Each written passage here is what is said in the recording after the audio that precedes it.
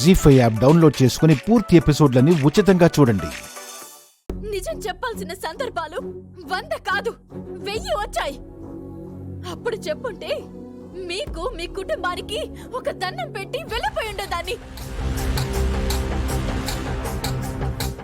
నట్టేట్లో ముంచేశారు, నడి సంద్రంలో వదిలేశారు. నా జాతకంలో గొప్పింటి కోడలవుతానని ఉంది, కానీ ఆ జాతకం ఆ గొప్పింటికి సరితూగదని జ్యోతిష్యుడు నాకు ఆనాడే చెప్పుంటే పరిస్థితి ఇంతదాకా వచ్చుండేది కాదు. మగాళ్ళందరూ స్వార్థపర్లే కదా. అది కాదవని. వద్దా వద్దా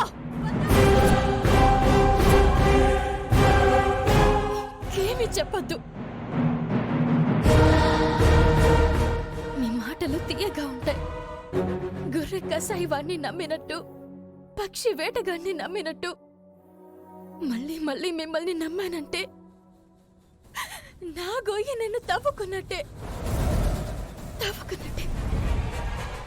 నువ్వు నన్ను ఎన్ని మాటలన్నా, నువ్వంటే నాకు చాలా ఇష్టం అవని. ఈ మాట వినడానికి చాలా కష్టంగా ఉంది. ఇంకోసారి నా దగ్గర అనకండి. అవని, నువ్వంటే నాకు ప్రాణం అవని. ప్రాణం పోతుంది ఇక్కడ, ప్రాణం పోతుంది ఇక్కడ. అమ్మ ప్రాణం కోసం అలా చేయక తప్పలేదు అవని. లోకంలో మీ అమ్మదొక్కరిదేనా ప్రాణం? నా ప్రాణం గురించి ఆలోచించరా మీరు? నా ప్రాణానికి విలువ లేదా? నేను మనిషిని కాదా?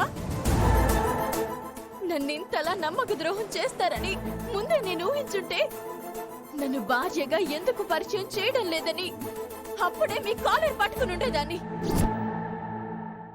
ఇప్పుడైనా మీ ఇంటికొచ్చి జరిగింది చెప్తే నా వెనక మురళి అన్నయ్య ఉంటాడు, చెన్నై పోలీసులుంటారు. కానీ నేను అలా చేయను. ఎందుకంటే నా వల్ల మీ కుటుంబానికి ఎటువంటి ఇబ్బంది కలగకూడదు. అక్కడ 10 ఓళ్ళకి నష్టం జరగకూడదు. మీ అమ్మగారి ఆశయం గొప్పది కాబట్టి త్యాగానికి సిద్ధపడుతున్నాను. ఈ రోజు నుంచి మీకు నాకు మధ్య ఉన్న బంధం తెగిపోవాలి.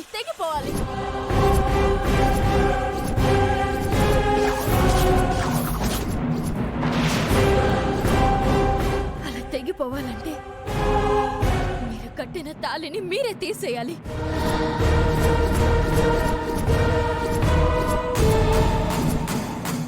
మీ సంప్రదాయాల పట్ల, ఆచారాల పట్ల నాకు గౌరవం ఉంది. వాటికెప్పుడు అడ్డురాను. ఈ తాళిని తీసేసేయండి.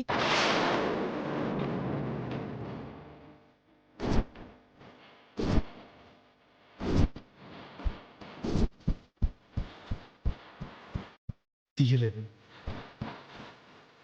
ఎందుకంటే ఎప్పటికీ నువ్వే నా భార్యవే. తీయాల్సిందే.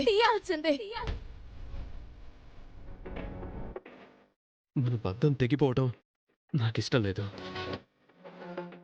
నేను తీయలేను. అయితే నన్ను మీ ఇంటికి కోడలిగా తీసుకువెళ్ళండి. అవని, ఆ సమయం కోసమే కదా ఎదురు చూస్తున్నాను. ఆ సమయం ఎప్పుడు వస్తుంది? నేను చచ్చాక?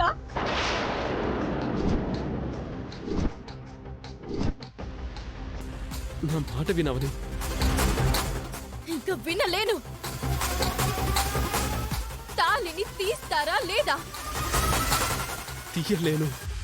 తాళిని ఎగతాళి చేసిన వాళ్ళకి, తాళిని తేలిక చేసిన వాళ్ళకి తీసేయడం పెద్ద సమస్య కాదు. తీసేయండి.